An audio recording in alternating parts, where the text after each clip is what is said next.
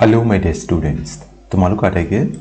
Best exam guide নামৰ YouTube চেনেললৈ আন্তৰিক স্বাগতম জনাইছোঁ। আজি তোমালোকৰ বাবে ইংৰাজী পৰীক্ষা যেটো অনুষ্ঠিত হ'ব 2026 চনৰ হাইস্কুল শিক্ষান্ত পৰীক্ষা তাৰ বাবে অতি দৰকাৰী 20টা এমসিকিউ ইয়াত সংযোগ কৰিছোঁ। তোমালোকে সম্পূৰ্ণকৈ ভিডিঅ'টি চাবা। এই প্ৰশ্নসমূহে নিশ্চয়কৈ তোমালোকক আগন্তুক পৰীক্ষাত সহায় কৰিব। আজিৰ প্ৰথম প্ৰশ্ন দিয়া আছে, Kurg is the smallest district of এটো কুৰ্গ নামৰ যেটো আমাক চেপ্টাৰ এটা দিয়া আছে লেসন তাৰ পৰা দিয়া হৈছে কুৰ্গ কোনখন ৰাজ্যৰ আটাইতকৈ এখন সৰু জিলা হয়? মহাৰাষ্ট্ৰ, তামিলনাডু, কৰ্ণাটক, গুজৰাট। এটো হৈছে অপশন সি আমাৰ কাৰণে শুদ্ধ উত্তৰ হয়। কুৰ্গ কৰ্ণাটকৰ আটাইতকৈ সৰু জিলা হয়, ক্ষুদ্ৰতম জিলা। According to Mandela, a man who takes away another man's freedom is a এটো লং ৱাক টু ফ্ৰীডমৰ পৰা লোৱা হৈছে। ইয়াত কৈছে যে মেণ্ডেলাই কৈছিল যিজন মানুহে অইন মানুহৰ স্বাধীনতা কাঢ়ি লয় তেওঁ কি হয়? এ প্ৰিজনাৰ অফ হেট্ৰেড, পুলিচমেন, ডেকইট এণ্ড পাইৰেট। তাক কি বুলি কয়? দস্যু বুলি কম নেকি? নকয়। ডকাইত বুলি নকয়। পুলিচমেন বুলি নকয়। এ প্ৰিজনাৰ অফ হেট্ৰেড, আনৰ ঘৃণাৰ বন্দী হৈ যায়। মানে আমাৰ অপশন এ ইয়াতে শুদ্ধ উত্তৰ হ'ব। পৰৱৰ্তী প্ৰশ্ন, among the friends of Valley the words proud were used to ভালিৰ যিখিনি ফ্ৰেণ্ড আছিল, বন্ধু আছিল বা বান্ধৱী আছিল, তেওঁলোকে এই প্ৰাউড শব্দটো তেওঁলোকে যে কেতিয়াবা প্ৰাউড বুলি চিঞৰিছিল, আচলতে সেই শব্দ কিহৰ বাবে ব্যৱহাৰ কৰিছিল? এটো মেডাম ৰাইটছ দ্য বাছৰ পৰা লোৱা হৈছে। Express the gratitude to someone, কাৰোবাৰ প্ৰতি আনুগত্য দেখুৱাবৰ কাৰণে। ডিজএপ্ৰুভ সামওয়ান, কোনোবাই কিবা কৈছে এটো অস্বীকাৰ কৰাৰ কাৰণে। আচলতে আমি গল্পটোত গম পাইছোঁ যে যেতিয়া কোনোবাই সেই ভালিৰ গাঁও আৰু তাৰ ওচৰৰ টাউনৰ মাজত চলাচল কৰা বাছত জাৰ্নি কৰা বুলি, ভ্ৰমণ কৰা বুলি যদি কোনোবাই কৈছিল, তেওঁলোকে প্ৰাউড বুলি কৈছিল। এইটো আছিল তেওঁলোকে যে তোমালোকে যোৱা নাই এনেকুৱা অৰ্থ বুজাবৰ কাৰণে। ডিজএপ্ৰুভ সামওয়ান, কোনোবাই কোৱা কথা অস্বীকাৰ কৰিবৰ কাৰণেহে আচলতে তেওঁলোকে এই শব্দ দুটা ব্যৱহাৰ কৰিছিল। অৱশ্যে ভালি বা তাৰ বন্ধুখিনিয়ে প্ৰাউড শব্দৰ অৰ্থটো তেওঁলোকে বুজি নাপায়। মানে অপশন বি আমাৰ কাৰণে শুদ্ধ উত্তৰ। The tale of Custer the Dragon. How is Custard portrayed before the arrival of the pirate? এই পাইৰেটজন অহাৰ আগলৈকে, দস্যুজন অহাৰ আগলৈকে the tale of custard the ড্ৰেগনত কাষ্টাৰ্ডক কি হিচাপে তাক উপস্থাপন কৰা হৈছিল, তাৰ চৰিত্ৰটো দাঙি ধৰা হৈছিল? এজ এ ষ্ট্ৰং ড্ৰেগন, এটা শক্তিশালী ড্ৰেগন হিচাপে? নহয়। এজ এ লেজি ড্ৰেগন, সেইটো নহয়। As a cowardly and timid dragon, এজন ভয়াতুৰ ড্ৰেগন হিচাপে তাক উপস্থাপন কৰিছিল। আৰু যেতিয়া সদায় কি বিচাৰিছিল? কাষ্টাৰ্ড দ্য ড্ৰেগনে সদায় নাইচ চেফ কেছ বিচাৰিছিল। তাৰমানে তাক খুব ভয়াতুৰ, খুব ভয় লগা, মানে সি আনক বেছিকৈ ভয় কৰে এনেকুৱা এটা ৰূপত কাষ্টাৰ্ড দ্য ড্ৰেগনক উপস্থাপন কৰা হৈছিল। অপশ্যন বি শুদ্ধ উত্তৰ।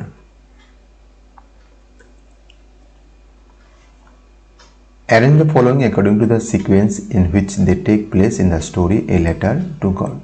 A Letter to God এই চাৰিটা বাক্য ক্ৰম অনুসৰি যি হিচাপে গল্পত দিয়া আছে। Lencho appeals to God by writing a letter, লেঞ্চোৱে ভগৱানক সহায় বিচাৰি ভগৱানলৈ চিঠি লিখিছিল। A sudden hail storm strikes, শিলাবৃষ্টিয়ে ক্ষতি কৰিছিল। Lencho is devastated due to loss of his crops, লেঞ্চৰ যেতিয়া পথাৰ বেয়া হৈছিল, খেতি বেয়া হৈছিল, সেই বৰকৈ তাৰ মন মৰহি গৈছিল। Lencho's field is ripe with corn, লেঞ্চৰ খেতিবিলাক পকা মাকৈৰে ভৰ্তি হৈ আছিল। দেখো আমি গল্পত জানো যে ইয়াৰে 1 নম্বৰটো হ'ব, মানে ইয়াৰ 4 নম্বৰ যেটো আছে এইটো হ'ব 1 নম্বৰত। তাৰপিছত কি হৈছিল? লেঞ্চৰ খেতি কিহে ক্ষতিগ্ৰস্ত কৰিছিল? হেইল ষ্টৰ্ম, তাৰমানে এইটো 2 নম্বৰ হ'ব। তাৰ মন বেয়া হৈছিল, এইটো 3 নম্বৰতে হ'ব। আৰু 1 নম্বৰটো কি হ'ব? 4 নম্বৰ। যেতিয়া খেতি বেয়া হৈছিল মাকৈ খেতি, তেতিয়া ভগৱানক চিঠি লিখিছিল। তাৰমানে কি হ'ব? 4, 2, 3, 1, তাৰমানে আমাৰ অপশ্যন এটো হ'ব।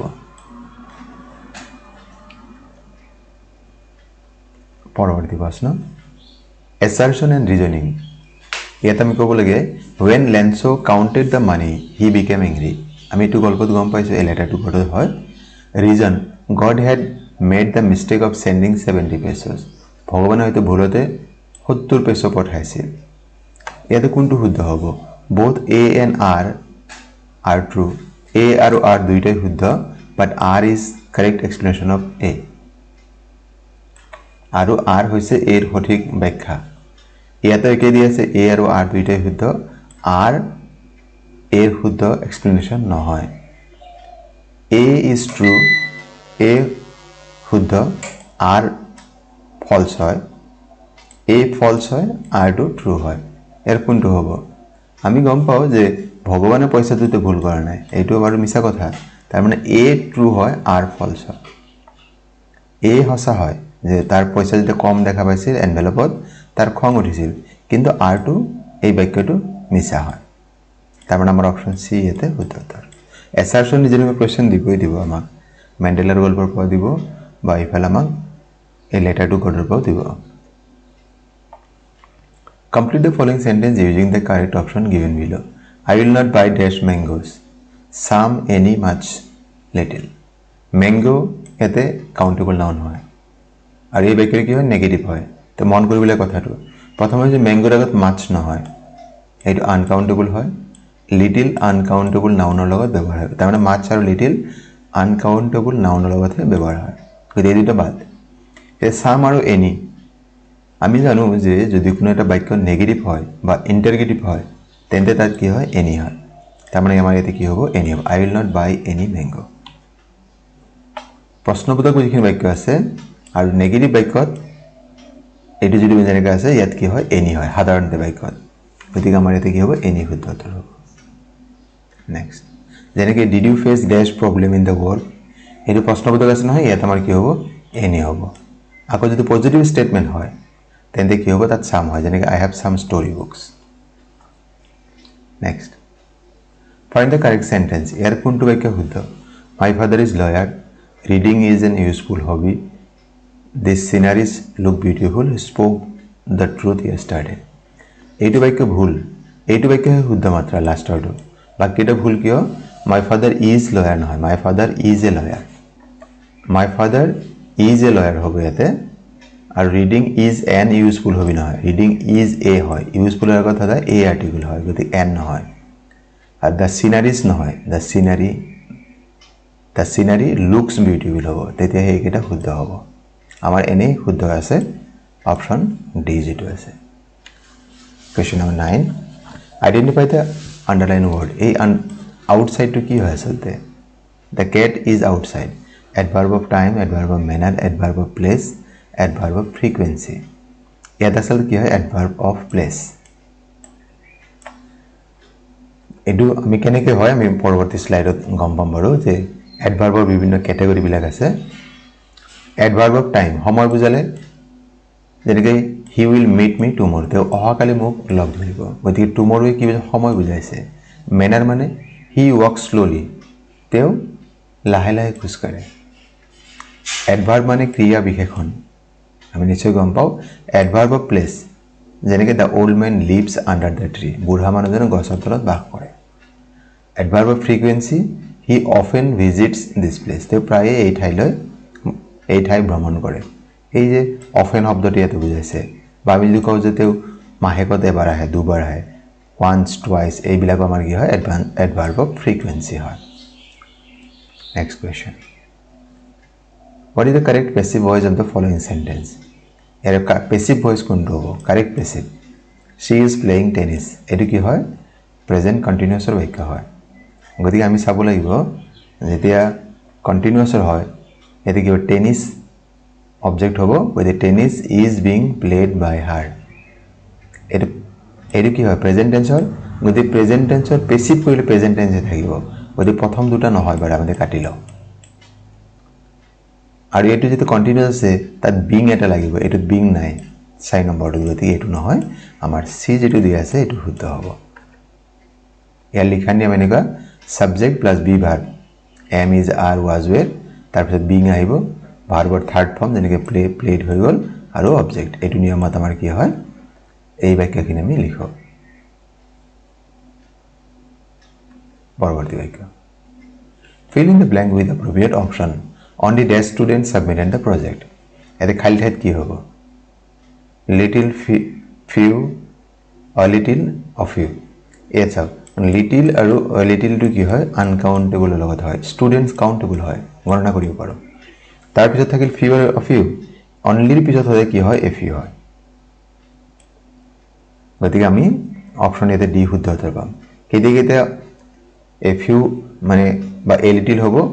যদি কোনো বাক্যৰ আৰম্ভণিত জাস্ট অনলি আৰু কোৱাইট থাকে ইয়াতে কি আছে আমাৰ অনলি আছে গতিকে ইয়াতে কি হ'ব a few হ'ব আৰু ইয়াতে যেতে এই খালি ঠাইৰ পিছত কাউন্টেবল নাউন আছে গতিকে a few হ'ব আৰু কাউন্টেবল নাথাকিলে এই কেইটা শব্দৰ পিছত জাস্ট অনলি কোৱাইট আৰু কি হ'ব a little হ'ব যদি আনকাউন্টেবল হয়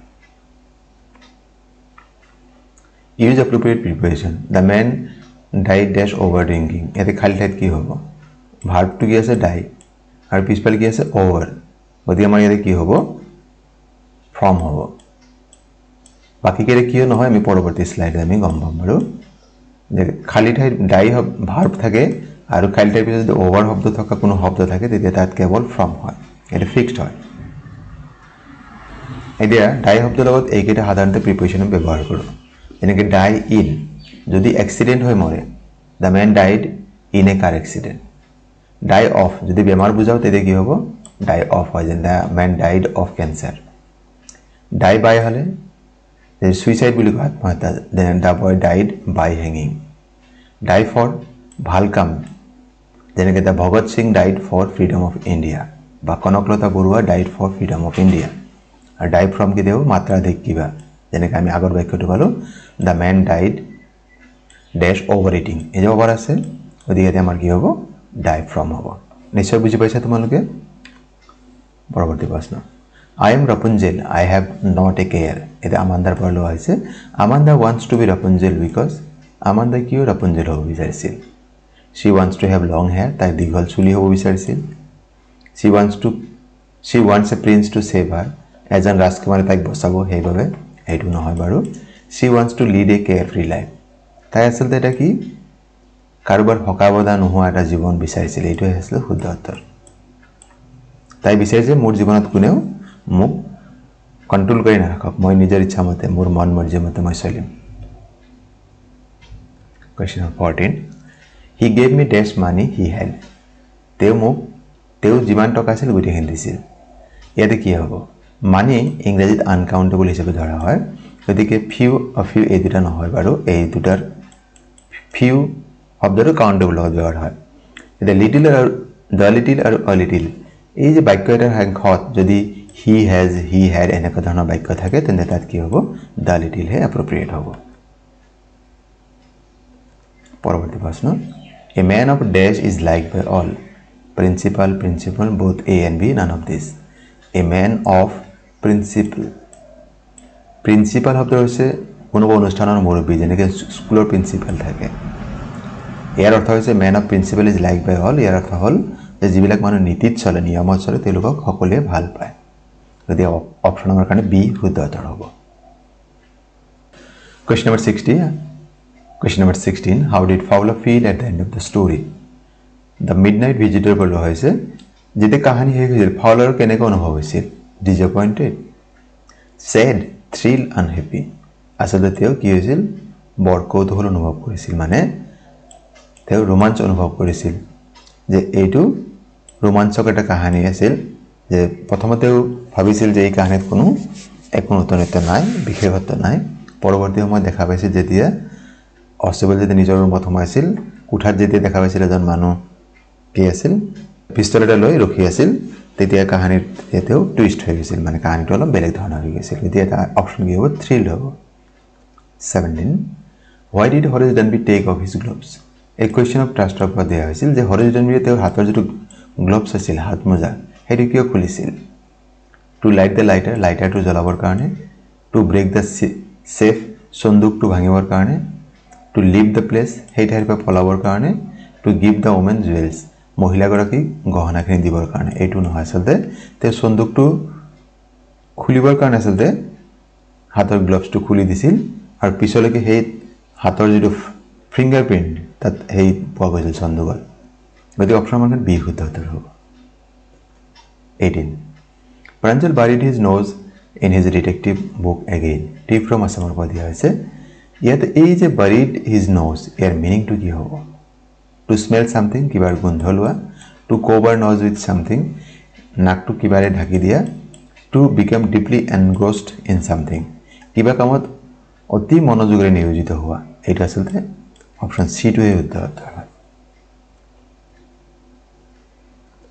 Question number 19 What type of man was Griffin? Griffin কেনেকুৱা মানুহ আছিল useless person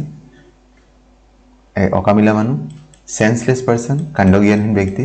mannerless ভদ্ৰতা নোহোৱা মানুহ lawless person পাঠত আমাক কি দি আছে গ্ৰিফিন এজন lawless person আছিল গতিকে অপশ্যন ডি শুদ্ধ উত্তৰ হ'ব Question number 20 Turn off the switch this sentence is an example of এই যে বাক্যটো turn off the switch ই কেনেকুৱা ধৰণৰ বাক্য হয় অপটেটিভ মানে ইচ্ছাবাচক শব্দ সেইটো নহয় বাৰু এক্সক্লেমেটৰী সেন্টেন্স আশ্চৰ্যবোধক বাক্য নহয় ইন্টাৰগেটিভ সেন্টেন্স নহয় প্ৰশ্নবোধক বাক্য নহয় ইয়াতে কি হয় ইম্পাৰেটিভ সেন্টেন্স মানে আদেশসূচক বাক্য এইবিলাক সাধাৰণতে কি হয় ভাৰ্বে দি আৰম্ভ হয় গতিকে টাৰ্ন অফ গতিকে আমাৰ অপশ্যন বি ইয়াতে শুদ্ধ উত্তৰ হয় মৰমৰ ছাত্ৰ-ছাত্ৰীসকল কেনেকুৱা পালা আজিৰ ভিডিঅ'টি তোমালোকে কমেণ্ট কৰি জনাবা আৰু কোনটো পাৰ্টত ইংৰাজীৰ কোনটো পাৰ্টৰ ভিডিঅ' তোমালোকে বিচাৰিছে আমাক জনালে আমি সেই ভিডিঅ'সমূহ আপলোড কৰিবৰ কাৰণে চেষ্টা কৰিম আৰু তোমালোকৰ আগন্তুক পৰীক্ষাৰ বাবে আমি